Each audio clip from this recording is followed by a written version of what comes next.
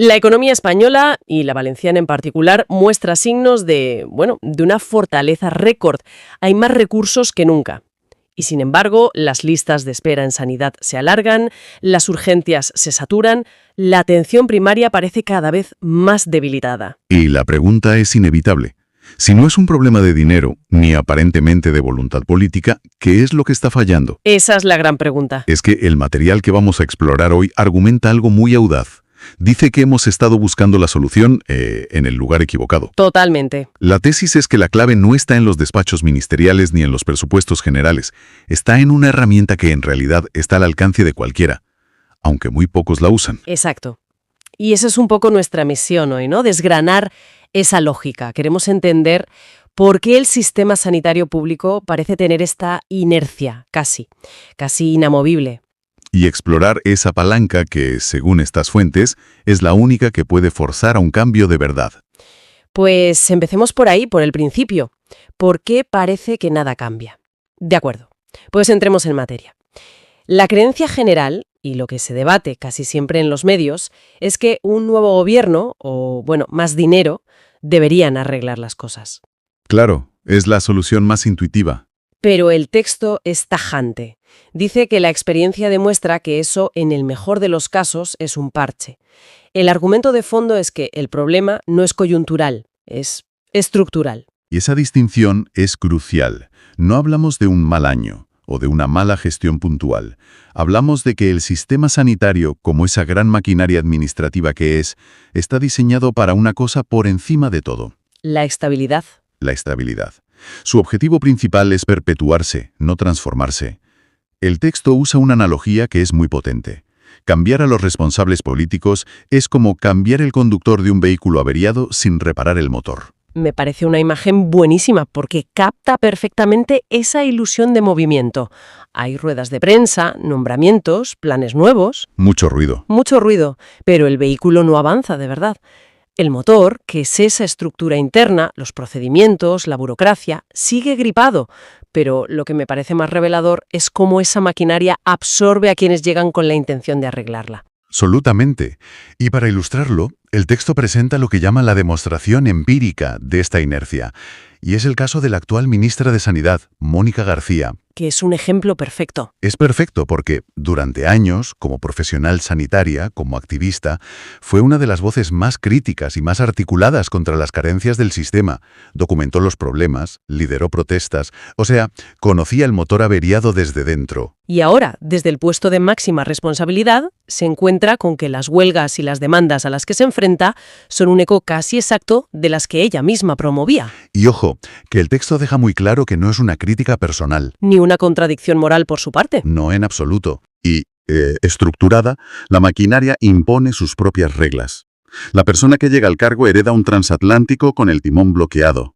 Y su trabajo al final se convierte en gestionar la crisis del día a día, no en corregir el rumbo. Pero, un momento, ¿no es eso un poco determinista? Sugiere el texto que es imposible cambiar nada desde la política. Suena muy cínico pensar que cualquier persona, por muy bien intencionada que sea, está condenada a ser absorbida. No es tanto que sea imposible. A ver, es que la voluntad política por sí sola es una condición necesaria, pero no es suficiente. El sistema, como cualquier gran burocracia, funciona con su propio lenguaje, con sus propias métricas. Vale. Y si esas métricas no le indican que hay un problema grave, no va a activar los mecanismos para solucionarlo. Un ministro puede querer reducir las listas de espera, pero si los informes que recibe, basados en datos oficiales, no reflejan la magnitud real del colapso... La que vive el ciudadano de a pie. Exacto. Pues sus acciones serán limitadas. La inercia siempre gana si no hay una fuerza externa que la obligue a detenerse. Vale. Esa idea de fuerza externa me parece la clave para el siguiente punto. Si la presión desde dentro es neutralizada, hablemos de esa presión desde fuera. El texto afirma algo que me resultó muy chocante. El sistema no entiende de emociones. ¿Es que no? La frustración de un paciente en una sala de espera, la indignación en redes sociales, para la maquinaria, todo es ruido. Es un concepto duro, pero es fundamental para entender cómo funciona esto. La idea central es que para la administración aquello que no consta por escrito no existe. Y esto no es una metáfora, es literal. Es literal. Una queja verbal a una enfermera, una conversación indignada en la cafetería del hospital, un tuit que se hace viral, todo eso se queda fuera del sistema. Para la gestión es información que nunca ha entrado en el circuito oficial y, por tanto, no genera ninguna obligación de respuesta. Y el resultado de esto es lo que se conoce como el silencio administrativo, ¿no? O sea, el hecho de que el ciudadano no formalice su queja por el canal que toca es interpretado por el sistema no como paciencia o resignación, sino como conformidad. Es así. Exactamente. Se produce una desconexión total, brutal, entre la realidad que percibe el usuario y la realidad que registra la administración. Claro. Un gerente de hospital puede revisar sus indicadores y ver un número bajísimo de reclamaciones formales. Su conclusión, basada en los datos que tiene, es que el servicio funciona razonablemente bien. Aunque los pasillos estén a reventar de gente desesperada. Justo. No es que ignore la realidad, es que su realidad oficial es la que consta en los expedientes. Lo demás a efectos prácticos es una anécdota. Entiendo el argumento, pero ¿no corremos el riesgo de culpar al ciudadano? ¿No es la responsabilidad de los gestores crear sistemas que sí escuchen, en lugar de exigir a los pacientes que, además de estar enfermos, se conviertan en auditores? Es una objeción muy importante. Porque el propio proceso de queja puede ser un laberinto diseñado para que abandones. Desde luego. Y el texto no exime de responsabilidad a la administración. Lo ideal sería un sistema proactivo. Pero el análisis se centra en la realidad actual, en cómo funciona la maquinaria ahora. Y en esa realidad, la resignación ciudadana es, de facto, el mayor aliado de la inmovilidad. Él es lo que hay. Ese es lo que hay. Esa idea de que quejarse no sirve para nada o de que es molestar a los sanitarios es precisamente lo que alimenta la inercia. No se plantea como una culpa del ciudadano, sino como un desconocimiento del mecanismo. Al no reclamar formalmente sin querer, le estamos dando permiso al sistema para que todo siga igual. Es una idea bastante desalentadora, si te paras a pensarlo. Lo es. Que nuestra pasividad, que nace de la frustración, sea el combustible que mantiene en marcha el mismo sistema que nos frustra. Es un círculo vicioso, un pez que se muerde la cola. Totalmente. Si el sistema está tan bien diseñado para protegerse a sí mismo, ignorando todo lo que es informal, parece una fortaleza inexpugnable. ¿Hay alguna grieta en ese muro? ¿Propone el texto alguna forma de romper el ciclo? Sí, y aquí es donde el análisis da un giro. Pasa del diagnóstico a la solución. Y propone un cambio de enfoque radical. La verdadera palanca de cambio no es una gran manifestación, que tiene impacto mediático pero poca repercusión administrativa. ¿O un voto cada 4 años? Ni un voto cada 4 años. La define como una acción individual y reiterada. Y la herramienta para esa acción es la queja por escrito, la reclamación formal. El texto insiste mucho en esto, en quitarle esa connotación negativa. No es una pataleta, no es un desahogo. No. Es, y esto es lo importante, un acto administrativo. Y como tal, obliga al sistema a moverse. Correcto. Un acto administrativo pone en marcha unos protocolos. Obliga a abrir un expediente, a registrar la incidencia, a asignarla a un responsable, a investigarla y, lo que es crucial, a emitir una respuesta por escrito en un plazo.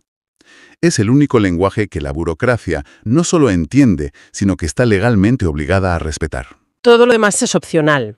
Esto es imperativo. Cierto, pero la pregunta que será mucha gente es, ¿de verdad una queja en un papel puede cambiar algo? Sigue sonando a poco, ¿no? A una gota en el océano de la burocracia. Una sola queja aislada es una gota, efectivamente. Pero el texto no habla de una acción única, sino reiterada. Y aquí es donde está la clave, el efecto acumulativo. A ver. Pongamos un ejemplo que menciona el texto. Las listas de espera. Una reclamación de una persona porque lleva 8 meses esperando a un especialista es, para el sistema, un caso individual. Una anécdota. Se registra como el problema del señor García. Vale, hasta ahí, lo normal. Pero ¿qué pasa si 1000 personas en la misma área de salud, esperando por el mismo especialista, presentan 1000 reclamaciones por escrito durante 3 meses? Ah, ahí cambia la cosa. De repente, ya no es el problema del señor García. Se convierte en un patrón. En los informes de gestión, esa anécdota se ha transformado en un indicador estadístico alarmante. Fallo estructural en el servicio de traumatología del Departamento X. Ya no se puede ignorar. Ya no. Ya no es un problema individual, es un problema del sistema. Y exige una respuesta a nivel de gestión. Es decir, que las quejas individuales, sumadas, se convierten en datos. Y los datos son lo único que obliga a los gestores a actuar. Exactamente. El texto lo llama una auditoría ciudadana desde la base. Cada queja formal es un dato, y cuando esos datos se acumulan, obligan a los responsables a justificar por qué un servicio concreto está fallando de manera sistemática. Obliga a preguntarse si faltan recursos, si están mal distribuidos, si un protocolo es ineficiente. Entiendo. En la práctica, los ciudadanos con acciones individuales y persistentes están iluminando los puntos ciegos del sistema y fuerzan a los gestores a rendir cuentas con la única evidencia que no pueden rebatir, sus propios registros. O sea que la próxima vez que alguien diga que dejemos de quejarnos... Podemos responder que estamos realizando un acto de auditoría ciudadana. Me gusta mucho ese término. El texto también mencionaba un ejemplo específico para la Comunidad Valenciana, ¿verdad? Hablando de la opacidad. ¿Cómo encaja eso aquí? Pues señala que, en un contexto donde a veces los datos públicos sobre listas de espera o sobre la saturación de urgencias pueden ser opacos o difíciles de interpretar, ¿Qué pasa a menudo? la reclamación individual se convierte en una herramienta de transparencia forzada. Cada escrito obliga a dejar un rastro, a abrir un expediente. Es una forma de crear un registro público alternativo, construido desde la experiencia real de los usuarios, que puede contrarrestar o complementar las cifras oficiales. Es una manera de decir, quizás sus estadísticas digan una cosa, pero aquí hay 500 expedientes que demuestran que en este centro de salud hay un problema grave. Exactamente eso. Recapitulando entonces, la idea central que nos deja el texto es un cambio de perspectiva muy profundo. La responsabilidad de transformar la sanidad no recae únicamente en las urnas cada 4 años o en la brillantez del gestor de turno. Así es. La transformación real empieza cuando los ciudadanos dejan de comportarse como pacientes pasivos que aceptan el deterioro como algo inevitable, y se convierten en usuarios activos que entienden las reglas del sistema y las usan a su favor. Y eso implica un cambio de mentalidad clave. Entender que quejarse formalmente no es molestar. Para nada. Es ejercer un derecho, sí, pero es también una responsabilidad cívica para con el propio sistema. Es como si fuera la única manera de darle al sistema la información que necesita para corregirse a sí mismo. Es decirle de forma oficial, de forma ineludible, esto que usted quizá no ve está fallando. Y aquí tiene la prueba por escrito. Continúa en cada reclamación, en cada escrito, en cada negativa a aceptar el deterioro como algo normal. Es un recordatorio de que la ciudadanía activa tiene herramientas más allá del voto, ¿no? Sin duda. El poder, por tanto, no está tan lejos como pensamos. El texto concluye que reside en esa capacidad de dejar constancia y, muy importante, De ser persistente. Y esto nos deja con una reflexión final para darle una vuelta. Efectivamente, si aceptamos esta premisa, si el sistema sanitario es una gran maquinaria que solo se transforma cuando se la obliga con datos por escrito, la pregunta que queda flotando es inevitable. A ver, ¿En qué otras grandes estructuras públicas, pensemos en la educación, en la administración de justicia, en los servicios sociales, podría aplicarse esta misma lógica de la auditoría ciudadana para forzar un cambio real y tangible desde la base?